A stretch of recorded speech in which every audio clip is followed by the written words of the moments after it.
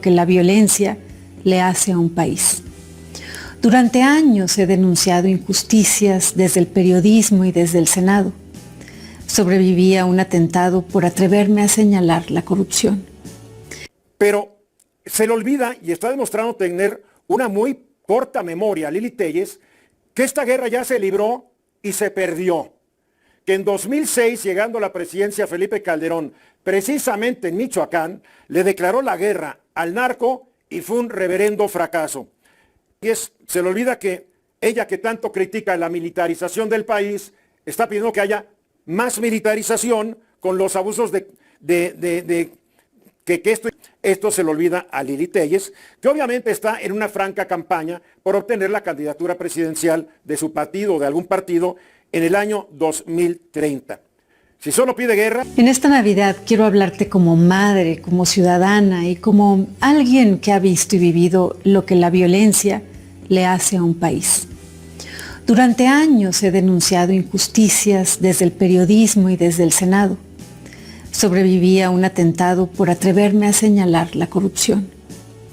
Esa experiencia no se olvida, te cambia la vida, pero también te convence de que México no puede resignarse al miedo. Navidad es familia, es el abrazo que hace falta, la silla vacía que duele, el deseo profundo de que tus hijos crezcan sin escuchar balazos. Por eso insisto en lo esencial, que el Estado vuelva al lado de la gente buena, que defienda la vida, la libertad, la dignidad y que la ley no sea un adorno. He pedido una y otra vez que se nombre a los cárteles como lo que son, terroristas que secuestran nuestra tranquilidad. Porque la paz no llega con discursos ni mentiras, llega con justicia y con valentía. Esta noche te deseo algo sencillo y enorme, que no te falte techo ni pan, ni amor, y que no te falte esperanza. Que en tu casa haya unión y que en México haya carácter para corregir lo que está mal.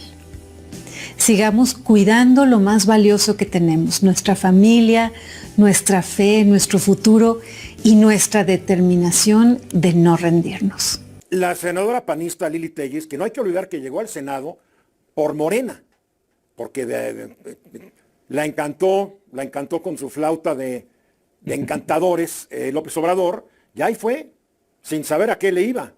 Pero llegó al Senado gracias a Morena y a López Obrador. Pero como verdulera, mi querido Luis, como verdulera. O sea, una vulgaridad que estaría bien si estuviera en un mercado peleándose con una marchanta, y tal vez ni ahí, pero da pena ajena. Pero también subió un video sobre un discurso que también pronunció en la honorable Cámara de Senadores, donde pide una guerra con toda la fuerza del Estado contra los narcotraficantes y acusa a la presidenta Sheinbaum de haber dejado crecer el narcotráfico. Tuvo mucho eco su mensaje en las redes sociales, porque obviamente ella está explotando la frustración de millones de mexicanos que estamos hartos con toda la violencia. Pero se le olvida, y está demostrando tener una muy corta memoria, Lili Téllez, que esta guerra ya se libró y se perdió. Que en 2006, llegando a la presidencia Felipe Calderón, precisamente en Michoacán, le declaró la guerra al narco y fue un reverendo fracaso. Lili Téllez tal vez ignora que cuando se fue Calderón de cierto número de cárteles delincuenciales y grupos, dejó 150 organizaciones delictivas por un solo hecho de que se fueron fragmentando conforme el ejército y la marina intercambiaban balazos con los malos. La guerra de Calderón nos dejó 120,000 muertos y miles de desaparecidos. Y es muy cómodo desde la tribuna del Senado pedir que otros se vayan a matar contra los malos de la película. La retórica vende, no queda ninguna duda, proyecta liderazgo, orden y valentía. Repito, se puede ser muy valiente desde una tribuna del Senado de la República. Pero detrás de su solicitud, pues no hay estrategia de Estado. Hay una receta aprobada que solo va a multiplicar el desastre. A ver, la lucha contra el narcotráfico no es de que haya más balas, más víctimas y menos Estado. Yo estoy de acuerdo, hay que confrontar al AMPA y si echan balazo, hay que regresar los balazos. Hay que ir tras ellos, hay que capturarlos vivos si es posible. Pero la señora Telles se le olvida que ella, que tanto critica la militarización del país, está pidiendo que haya más militarización con los abusos que esto implica, porque los soldados no están entrenados para ser policías, están entrenados para agredir. Lo que este país necesita es muy fácil. Necesita perseguir financieramente a los cárteles.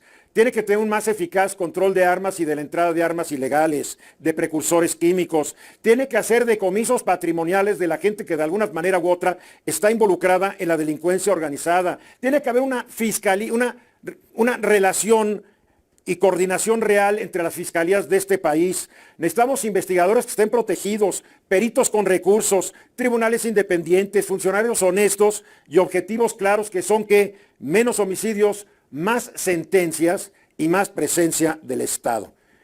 El combate al crimen no empieza en los cuarteles, sino en los tribunales, en los bancos.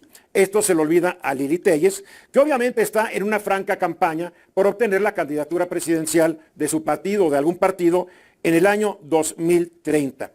Si solo pide guerra, yo le diría que en vez de pedir guerra, pues se dedique a promover leyes que le den más recursos a los tribunales, a las fiscalías, que tengan leyes que le den más protección a los testigos, etcétera, etcétera, y no solamente estar con sus discursos, que son muy buenos, pero que no contribuyen a nada, Luis.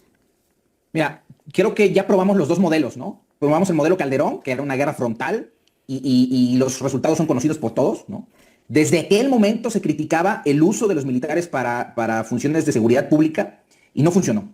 Ya probamos el modelo de López. Definitivamente coincido contigo, con más balazos no se va a resolver. ¿Cómo se va a resolver? Como bien lo señalabas, se requiere que no exista impunidad. Mira, hace poco leí un libro que escribió un juez de Italia que le tocó vivir esta guerra que tuvieron contra las familias italianas, contra la Cosa Nostra italiana. Y él relata cómo fue esa operación de Estado para empezar poco a poco a batir la criminalidad en Italia. Y sucede justo como tú decías, se requieren fiscalías fuertes, que tengan capacidad de investigación. ¿Por qué? Porque de nada sirve que se agarren a los criminales, que los lleven ante un juez penal y que la carpeta de investigación no tenga pruebas contundentes, ¿no? ¿Sí? ¿Por qué? Porque las garantías penales deben de funcionar tanto para el que nosotros creemos que es un criminal como para el que creemos que es inocente. Las garantías penales son para todos. Cierto. Y si hay presunción de inocencia, hay presunción de inocencia para todos, hasta para los criminales. Para romper esa presunción de inocencia necesitamos fiscalías que tengan capacidad técnica. Hay en los estados fiscalías que están trabajando muy bien. En la Fiscalía General de la República hay áreas concretas que están trabajando muy bien, pero requerimos que ese modelo se replique en todo el país. Y más fiscal, oye, un fiscal en el Estado de México de la Fiscalía General de la República, un agente del Ministerio Público, le pagan 15,000 pesos. Sí, sí. ¿Qué esperan? No, pues, ¿maravillas? No las van a ver. Se le tiene que meter mucho dinero al aparato de impartición y procuración de justicia.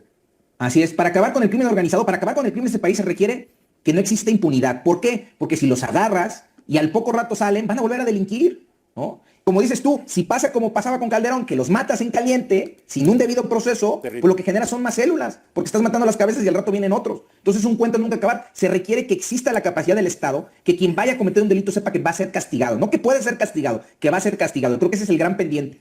Mira, la guerra de Calderón multiplicó el AMPA, multiplicó la cantidad de grupos. Solamente en Michoacán no sé cuántos grupos hay. 10, 12 grupos. Algunos asociados, otros matándose entre ellos. En tu estado hay fuerte presencia en muchas zonas de la delincuencia organizada. Cuando llegó Calderón eran 4 o 5 cárteles. Cuando se fue era un mosaico de criminalidad por todos lados. Porque el señor hizo una decisión sin pensar, sin recursos, sin estrategia. Su único objetivo no era acabar con el AMPA. Su único objetivo era volverse popular y demostrar que era un presidente fuerte, decidido y con carácter. Y ahí están las consecuencias. 120,000 muertos hasta ahora. Creo que es lo que hemos conseguido en este país. Es terrible. Y más guerra, sí. Pues no, Lili, no estoy de acuerdo contigo. Mucha gente está de acuerdo, claro, en sus redes sociales, muy de acuerdo. Ahora váyanse a dar de balazos, porque además le estamos pidiendo a los soldados, marinos, guardias nacionales, que vayan y hagan una tarea francamente ingrata por nosotros. Pero no se nos olvide, ya lo dijiste tú, ya lo dije yo, juzgados que funcionen, que tengan recursos. Digo, tú entras a un tribunal, tú te la ibas entrando a tribunales. ¿Cómo está su infraestructura? No, en muchos casos deja mucho que desear. No, pues digo, yo he entrado a tribunales donde no tienen ni archiveros, están todos los folders, todos los casos tirados, arrumbados junto a la pared. Se necesita una gran revolución, una gran reforma de los aparatos de impartición y procuración de justicia. Necesitamos policías bien pagados, no ganando miserias, porque me encanta cuando un gobernador llega y mis policías ganan 17,000 pesos. A ver, gobernador, vive tú con eso.